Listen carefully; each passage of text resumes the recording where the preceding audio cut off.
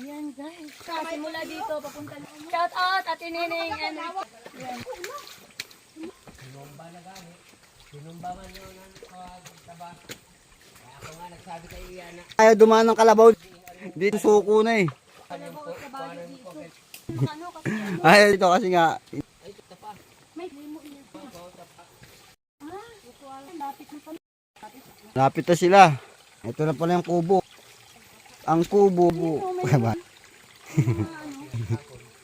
Bahay kubo.